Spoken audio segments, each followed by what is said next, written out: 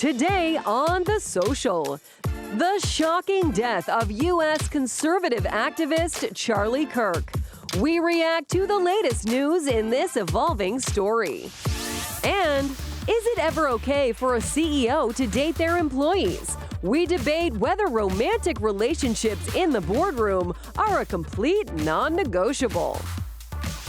Then, whatever it takes, a look at the legacy of Degrassi, the Canadian teen drama that tackled taboo topics and changed TV forever.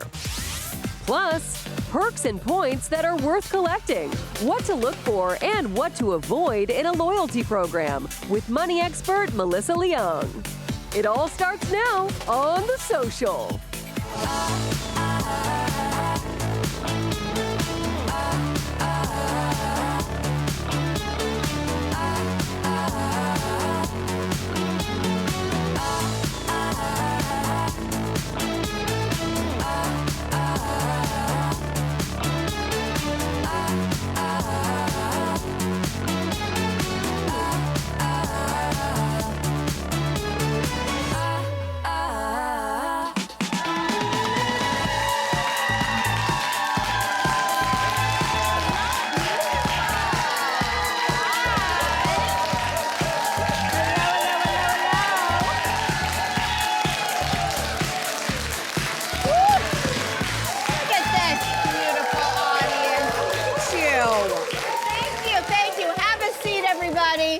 Welcome. Happy Thursday. Welcome to the show. Social, that would be the name of the show. Joining us today is the host of Social's Mom Life Crisis and the NSL on TSN, the one and only Kate McKenna is back. Hi, guys. All right, so we got a big one we got to dive in today because police in Utah are still looking for a suspect in the murder of conservative activist Charlie Kirk. Now, Kirk was shot during an appearance at Utah Valley University just as he was answering a question about gun violence. He was the founder of the conservative youth organization Turning Point USA. Now, a culture warrior with millions of followers on social media and a close ally of U.S. President Donald Trump, he played a key role in driving support for Trump last November and used his platform to rail against liberal viewpoints on gun control, climate change, the civil rights movement, and the LGBTQ plus issues. So what is your reaction, ladies, to yesterday's event? Sin, I'm gonna start with you. I mean, so many feelings and emotions that have come up for me since around 3 p.m. yesterday when I found out about this. And I first wanna say that I don't, obviously, I think I can speak for many of us or all of us in this room, I don't believe that anyone should be shot for their political beliefs or any other beliefs for that matter. I think that goes without saying. But I can't help but reflect upon the fact that over the past however many years, every time after we've seen a school shooting, and there was one in the United States yesterday, every time there's been a church mass shooting, a club mass shooting, that oftentimes the conversations, particularly from those on the right, have been thoughts and prayers, and no actionable decisions regarding gun control in the United States. So in my opinion, the conversations that immediately should be happening right now are about what are we going to do about the gun problem in the United States? How do we amend laws to make people safer? How do we avoid these things in the future? But instead of those conversations about gun control or about how to unite America, the conversations that I'm hearing by and large, particularly from those on the right, is before we know who did this, we don't know. The conversations are about putting down the radical left. That's a quote. Put down the radical left. And this is a war. And I think that should be deeply concerning to all of us. It's part of how we perhaps got here in the first place. Here's what I'm going to be honest that I'm struggling with, and I don't know if I'm alone in this. I don't think that I am.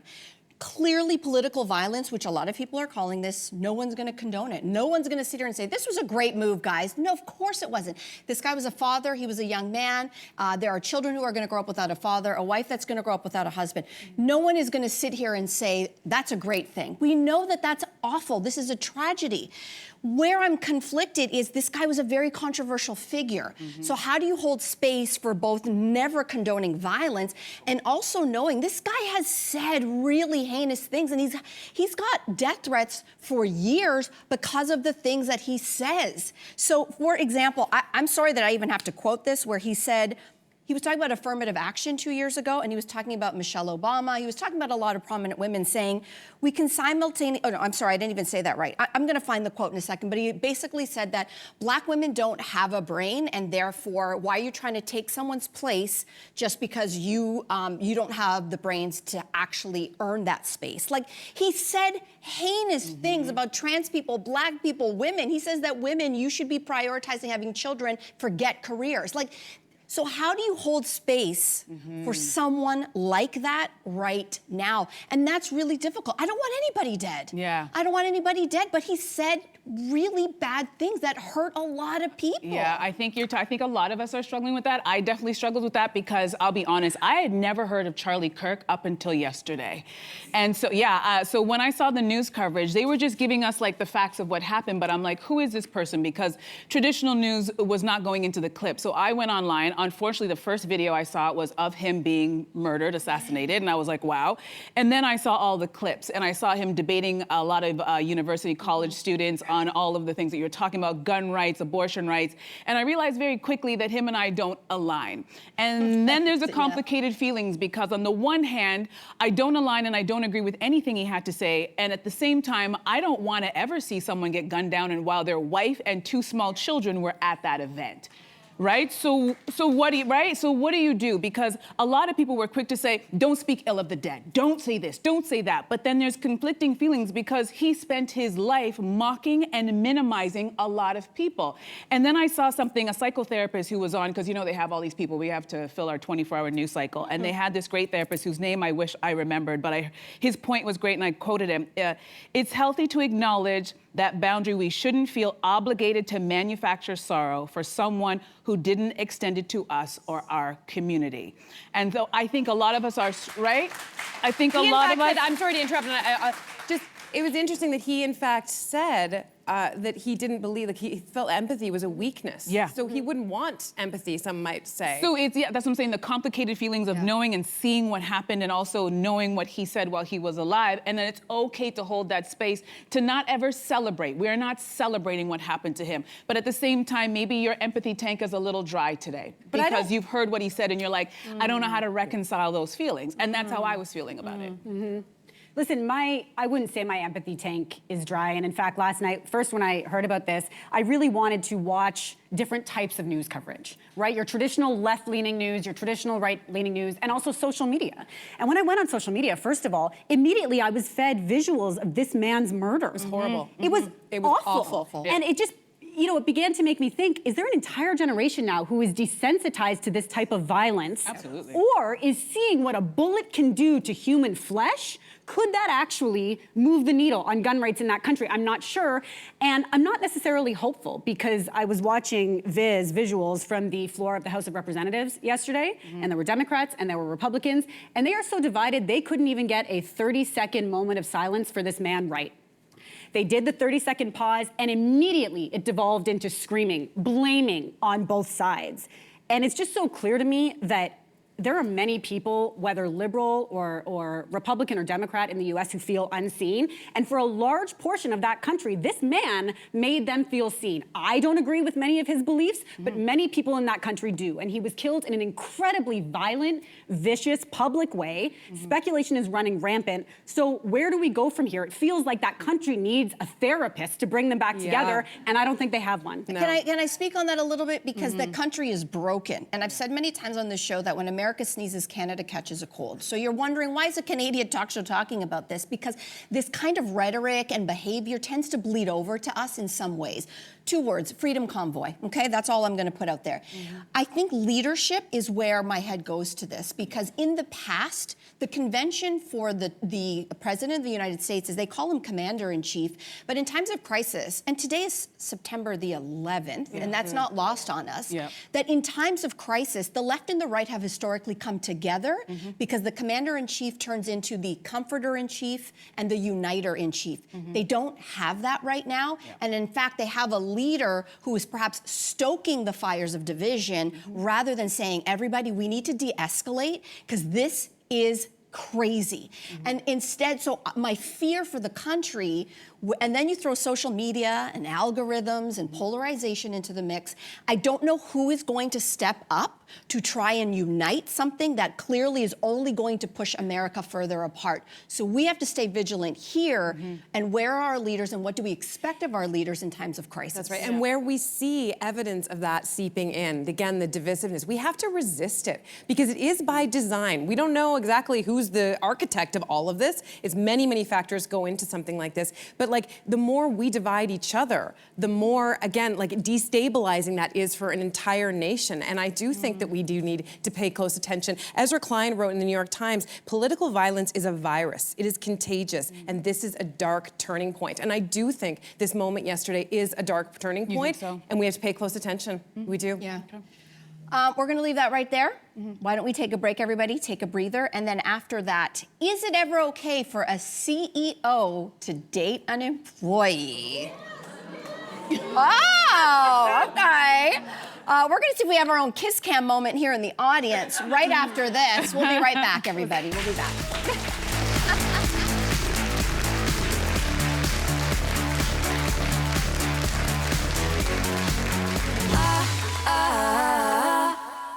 Tomorrow on The Social, we're catching up with the legendary Sarah McLachlan, and you won't want to miss a single note.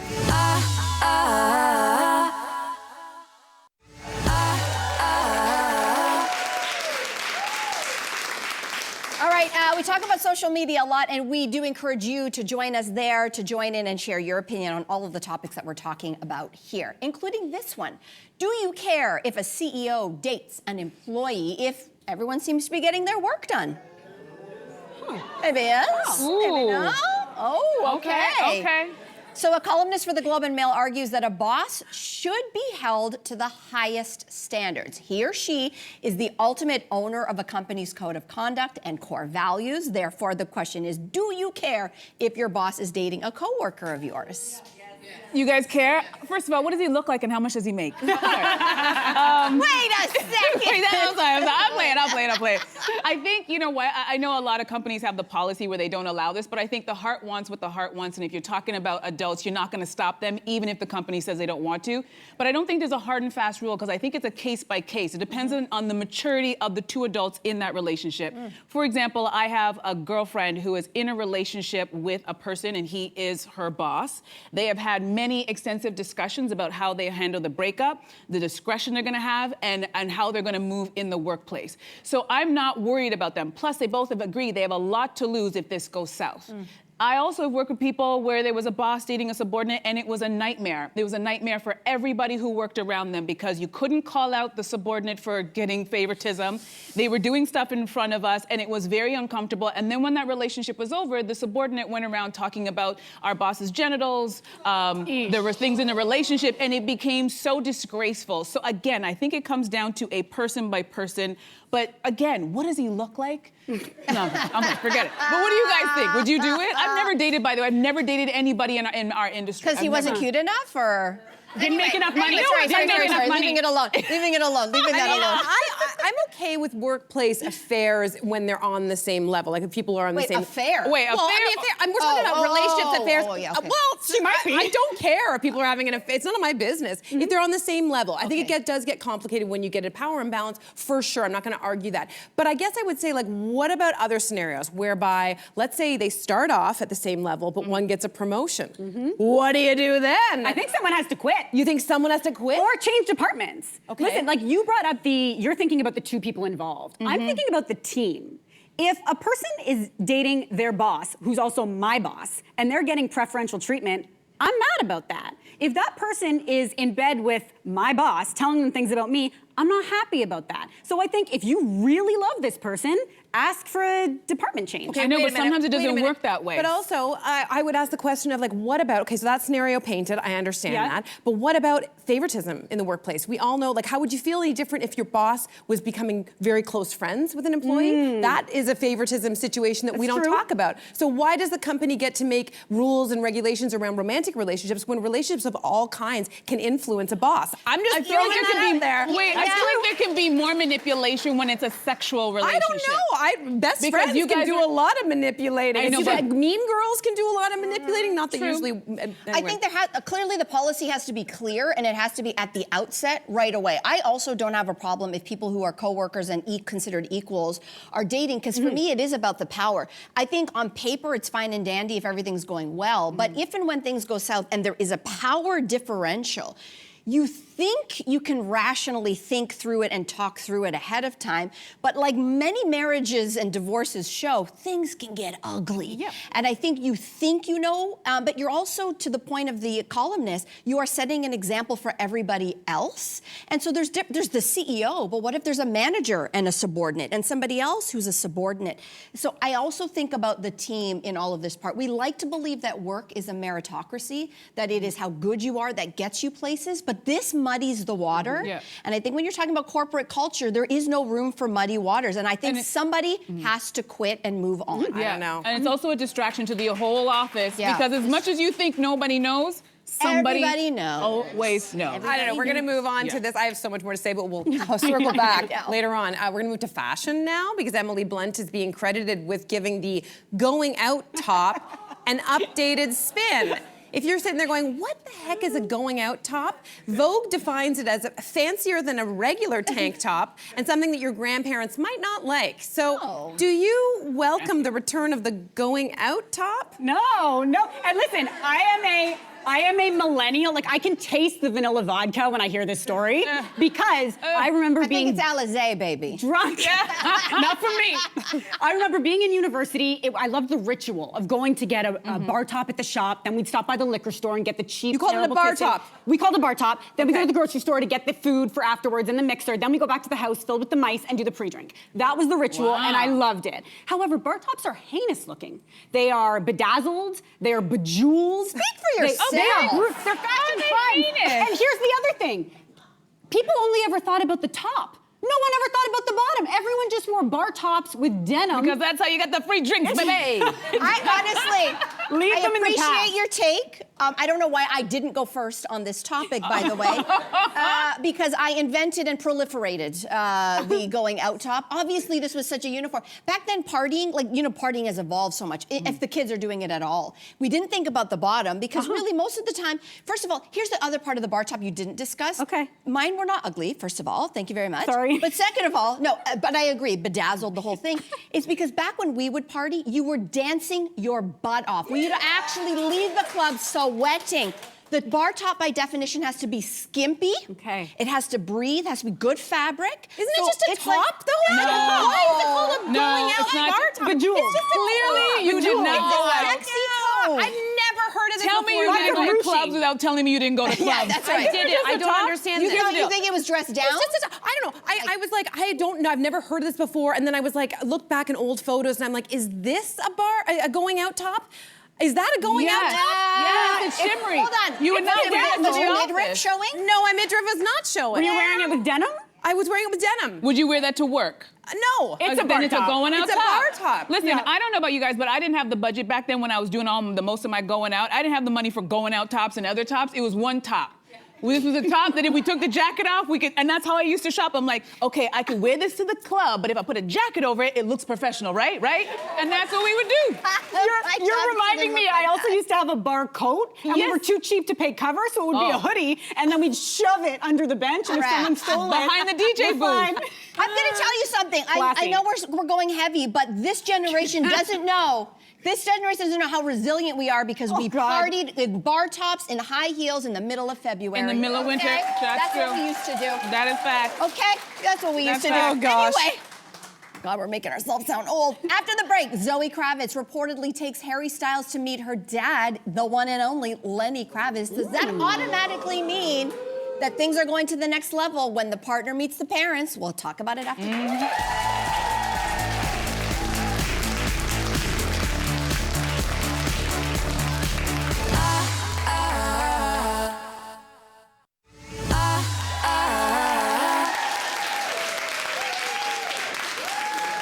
Well, let's get you up to date on the celebrity celebrity gossip, there's speculation that the romance is in full bloom between Zoe Kravitz and Harry Styles. The two were spotted having lunch with her dad, none other than Lenny Kravitz, as we all know. So is introducing a significant other to your parents, quote, taking things to the next level? I think so. Yeah, I respect my parents so much that I only ever brought home legit contenders, so a grand total of 3. One of them one of them I regret. I wish it was 2. People? Okay. But I do wonder if the vibe of the parent sets the tone. Like, my parents are not Lenny Kravitz. My parents are a little more traditional. They're not rock stars. Do you think Lenny Kravitz would feel differently from, say, my parents and would be down with meeting anyone who comes her way? I hear what you're saying. I know what you mean. I think it depends for me on the age and stage. Like, in high school, everyone I dated, I brought home to meet my parents. It was just kind of the thing you Everyone. did. Every single one of them that I brought home. And it was like, you know, whatever. There were. How did you introduce them? Like, these are my friends? No, this is my boyfriend. I would have a boyfriend. A new one every week? Yeah, but my dad made a point of like always screwing up their names, like calling it's like, you know, like he would call the guy Matthew and his name was Jason, or the guy that On purpose? on purpose. And I said, well, Dad, you keep on getting the guy's name wrong. And he said, I don't have to remember their names until I know they're sticking around. And I was just like, It's one step.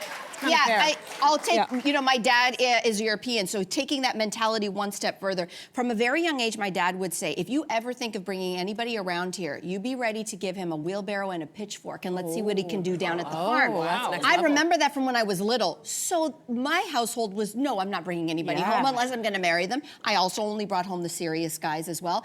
But for me and my family, if you introduce someone, that is you saying, this person I am bringing in, and I would like for it's the invitation for them, our family, to wrap their arms around him. So I'm not gonna waste their time if I'm wasting my time. So Ryan we have friends sometimes who come in and out of our lives. Yeah, but that's different than a boyfriend. No, I'm talking about a boyfriend. Okay, So if I come in, that means this is Melissa's special person to Melissa, so now this person is a special person to us. Okay, all right. So if that's then that way you're not bringing home some, you know, Here's the deal, but I think it Saturday night. depends on the way that your parents and your family treated dating. Some people, their parents are very strict, so it was considered a very big deal to bring someone home. And clearly in your family, they were like, you were allowed to date, so you could bring everybody home. But I'll tell you this much, you shouldn't pay attention to if they've introduced you to the family. You have to pay attention to how they react to you coming over. Because for some people, like I have this one friend who, I'll just call him a player. He had a lot of ladies.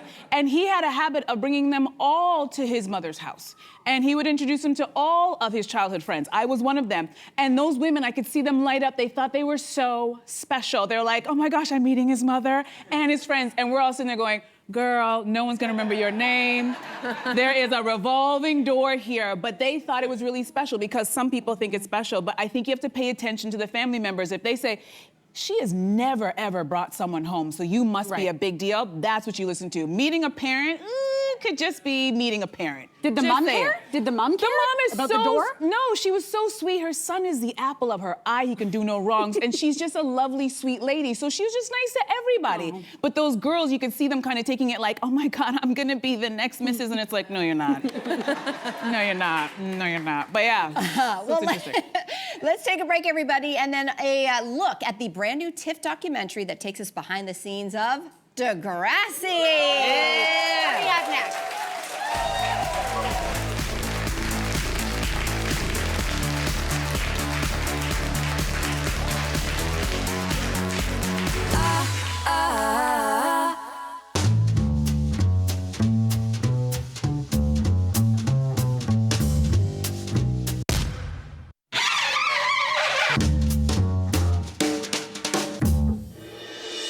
Rich Girl Summer is about Valerie. Sorry. Like I was saying, Valerie is an event planner, but her career is in hot water. So she takes a gig up in cottage country where her super rich client asks her to pose as his long-lost daughter. So Valerie gets to pretend to be someone else in order to get what she wants, which is an escape from her real life, a big fat paycheck, and a hot summer fling with a hot summer boy. Which has got me thinking, maybe I need to pretend to be someone else in order to get what I want. Because being the smartest, fascinating, the funniest, and then I said, you call that a pimento? And the prettiest.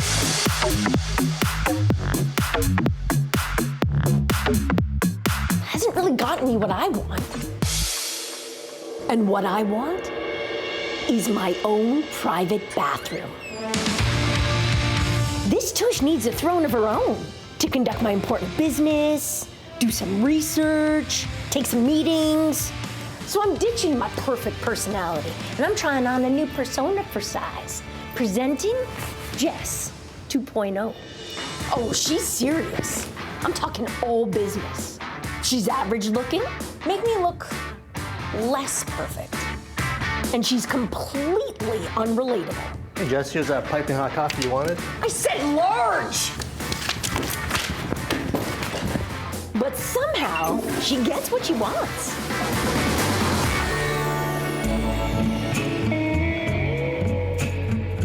Hey! Hi, guys!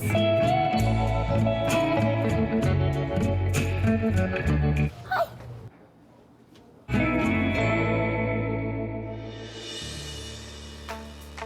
Pretending to be someone else is kind of fun. Hello? Anyone out there?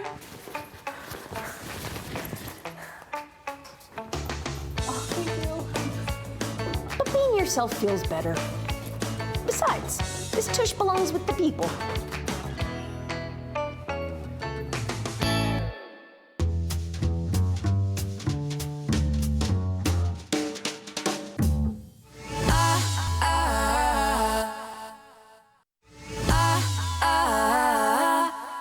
I didn't have a great time in high school. I just didn't really fit in. It took me a long time. Like, I had my very, very awkward, like, cocoon stage. I went to a high school for the performing arts, and there was a notice about auditions for this new kids show. And then one day, my mom called me and told me, you got the role. And I just grabbed my bag and left. And man, what a wild journey that started. Well, that was a look back at the new documentary about the powerful Canadian teen series Degrassi. It's making its premiere Saturday at TIFF. The doc explores the behind-the-scenes truths and legacy of the iconic television show. Please welcome the cast and director from Degrassi, Whatever It Takes, Miriam McDonald, Amanda Steptoe, and Lisa Rideout. Good to have you ladies on our sofa. Good to have you here. This is so exciting for us. Now, I read Miriam, Amanda, maybe it was on Instagram. You haven't seen each other for 15 years? Mm-hmm. Yes. So what has it been like to reconnect, especially over this doc? Well, I saw Amanda for the first time a couple of days ago, and we were filming this little segment in a park, and I literally waved over the fence. I was like, Amanda! And we ran up to each other. We were talking a mile a minute, mostly about our dogs, to be honest. But so much time had passed, and yet it felt like no time had passed at the same time. Picking up where we left off. Yeah, I think we made the interview process half an hour behind because for like 20 minutes, we're like, oh, we forgot the reason we're here to promote the documentary. No, that's lovely. Now listen, Degrassi has such a huge legacy and literally had its finger on the pulse of teen life for 40 years. So Lisa, when you were approaching this as a director of this documentary, where did you even begin? Like, where do you start with a project that big? No, it is tough. I think the most challenging part is figuring out what will fit into the time constraints that we have. Yeah. So pretty quickly, we had our story producer, Kaylin Moon, watch every single episode of Degrassi. And we chose, the kind of like first episodes, the most controversial, to be the backbone of the entire film. And then kind of went from there. So there's obviously the spike pregnancy episode. There's abortion episodes that happen. And those, formed like our underlying story. And that's how we decided who should speak in the documentary and where to go with it. Okay. Can we talk about that spike pregnancy episode? Because it was one of the things that I think Degrassi did so well, which is you didn't shy away from what teen lives were actually like. So you talk about this in the documentary, about the public reaction to this, and what was that like for you? What was that like for you offset? What was the reaction once that hit the airwaves? We had so much, I'd say, positive reaction, right? There was some negative, but... So you were, a teen, you were a teen and pregnant on the show. I was a teen and pregnant on the show, and I mean, I was playing my real life age, right? So 14, 15, portraying, a young person that gets pregnant for having sex first time. And the amount of, I would say, overwhelmingly positive feedback on that particular storyline of taking it there, not shying away from it, having the point of view from a young person. I feel very honored to be a part of that because it touched so many individuals. And interestingly enough, I guess I did such a realistic job that I was getting baby clothes and stuffed animals and toys sent to our production company at the time to give to Emma. Okay, can we talk about it? Because your character, Emma, was brought on later, Degrassi, The Next Generation, as Spike's daughter grown up. Yes. I love how everybody was doing the math behind the scenes to make this happen on the show. And so, you know, the idea was, what was it about, you know, the show that had teens on screen, played by real teens? This, I assume, means that there were a lot of firsts, as you talk about in the doc, a lot of your own firsts as a young person were happening on screen. For example, your first kiss ever. Can you talk to us about that? So it might have been the most terrifying moment of my life at that point. I literally was shaking. I didn't know what to do. I watched episodes of other shows where there were kisses, and I was like, okay, is that what I'm supposed to do? I read magazine articles, Cosmo, for example. I was petrified. I was studying up on it, and I was just wanting it to be over. Thankfully, I think we got it in one take. So I didn't have to relive that too many times, but I was nervous beyond I think anything. I saw your relief. We just played the clip, and I'm pretty sure we saw your relief when it was over. That's a lot to deal with, and I understand that it was revealed in the documentary that the show creator would sometimes use the stories of the cast members, their real lives, like the divorce and deaths that were happening in the show. And I'm just wondering, you know, looking back, did you ever feel like you were exploited a little bit because you guys were so young?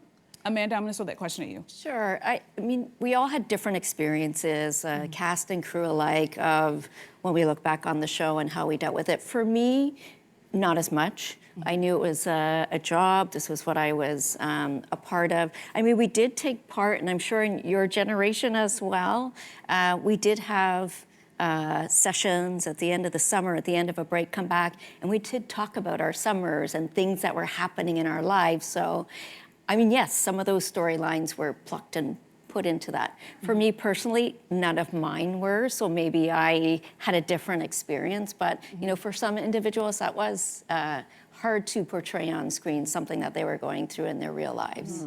Another thing that was revealed in that documentary that was really surprising was how little the cast was paid.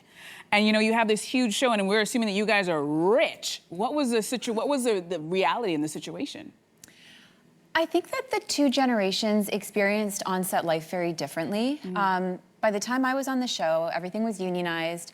So my experience on set was very different from Amanda's. I think our emotional experience of, you know, sort of being in the public eye at a young age is shared, but the on-set experience, I think, between generations was quite different. Yep. And Lisa, were you surprised by that? I was, yeah. I hadn't read anything about that online necessarily before or seen anything in interviews, so I think we're just grateful that people were able to be open maybe in a way that they weren't previously and share their part of the story. And yeah, like Amanda said, there's different experiences, different generations, everyone has their own story to tell, so I'm glad we got many different voices in the documentary. Yeah, and the voice that we heard right off the top of that clip was, of course, Drake. You probably knew him as Aubrey. So, you know, there was a time when fans only knew him as Jimmy on Degrassi before we knew him as Drake. Any remembering of him on set, especially in your Next Generation? What do you remember about those early days? So I think Aubrey always had a charisma and like this sense of humor about him that kind of really stood out. But if I'm really being honest, I remember his mom. Like back in the day, our moms had to come to set with us, and they'd have their parents' lounge where they would go and they would sit. And I mean, shortly after, we could sign off on a on-set chaperone or something like that. But I just remember how sweet him and his mom were, and it's so nice to see that he still brings his mom into some of his stuff today. Yeah, I think that's what stood out for me. That's for sure.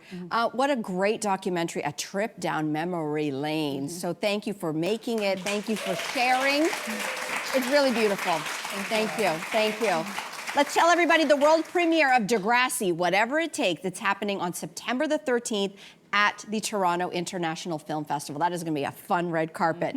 Up next, everybody, do loyalty points really save you money? We're going to find out from money expert Melissa Grelo right after this.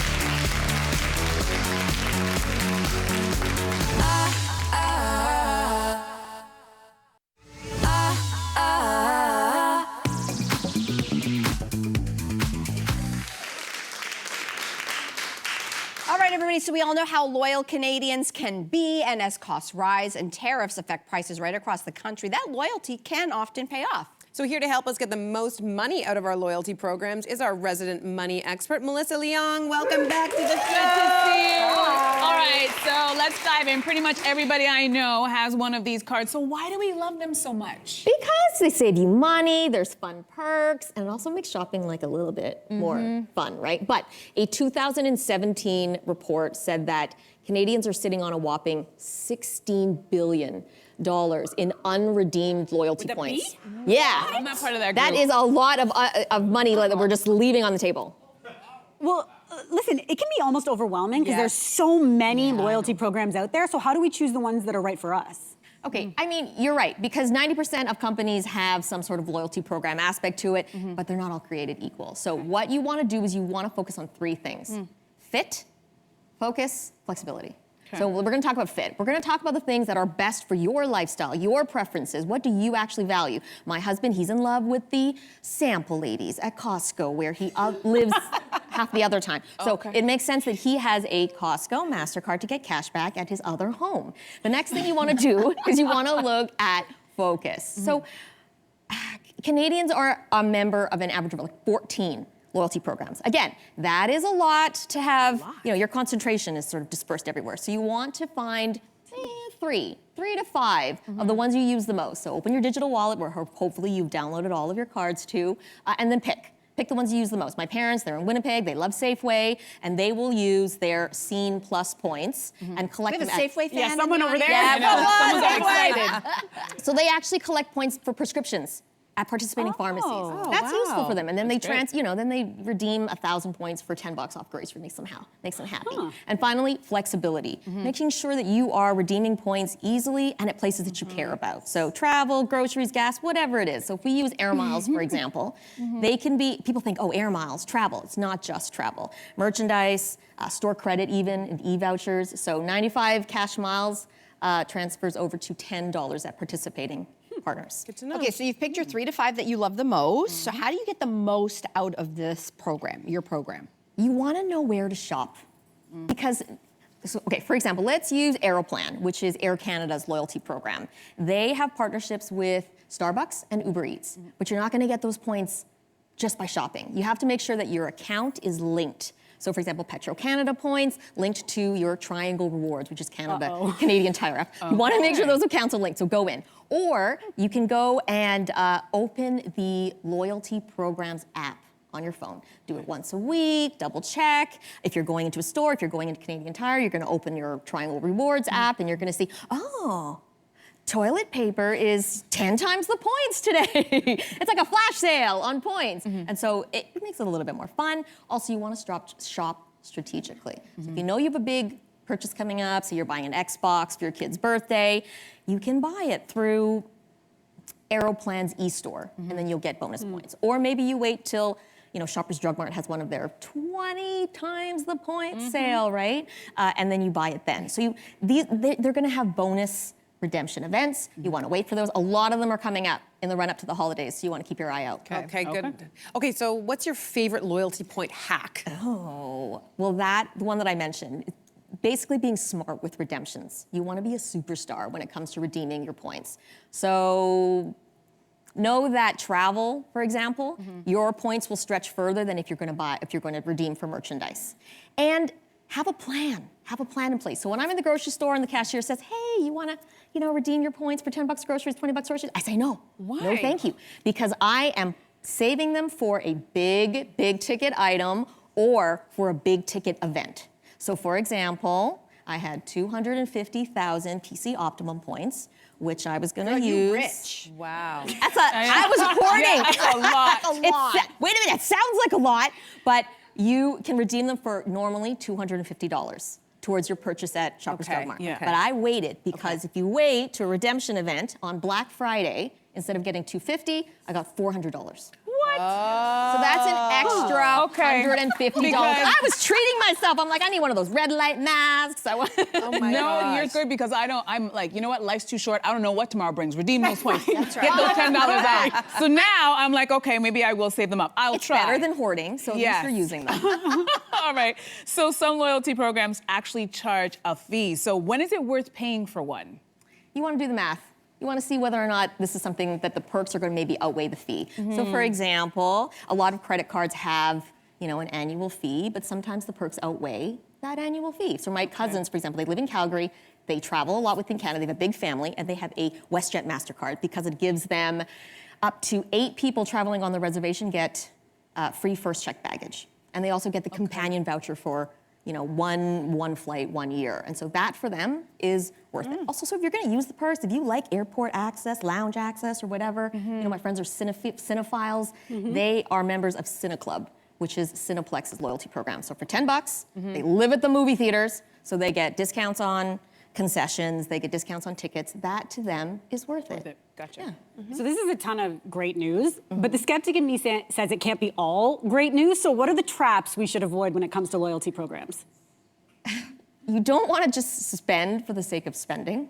So don't. I'm very If you frugal. are spending extra money just to earn points, you're not saving money. You are losing money. I had a friend who was very excited about getting to Rouge Tier in the Beauty Insider Sephora's loyalty program, but she had to spend $1,000 to get there. And she was just very motivated to spend that $1,000. That doesn't make sense. Or on your credit card, if you're carrying a balance because you're excited about that 1% cash back or whatever, you're paying 20% in interest. The math ain't mathing. Yep. And so finally, you also want to make sure that you understand what are the rules of this loyalty program? When are the expiry dates? Because I just heard a story 10 minutes ago that somebody lost all of their points because they let their account go inactive. So for 24 months, they didn't redeem, they didn't earn, and then they lost all their points, and that's sad, right? And so, as we said, a lot of that stuff is waiting for you. So if we go back to air miles, for example, there are enough air miles out there that people need to redeem that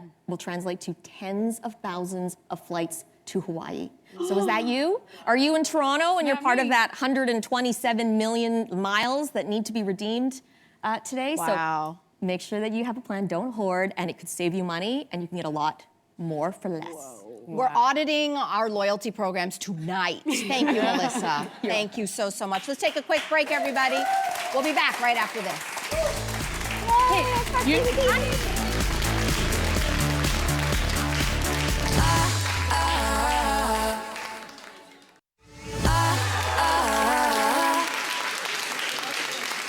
Jam-packed show tomorrow. The star of Coyote Ugly, Yellowstone, and so much more, star Piper Perabo, is going to be here tomorrow. She's got a brand new movie at TIFF called Peak Everything. And the one and only Sarah McLachlan joins us tomorrow.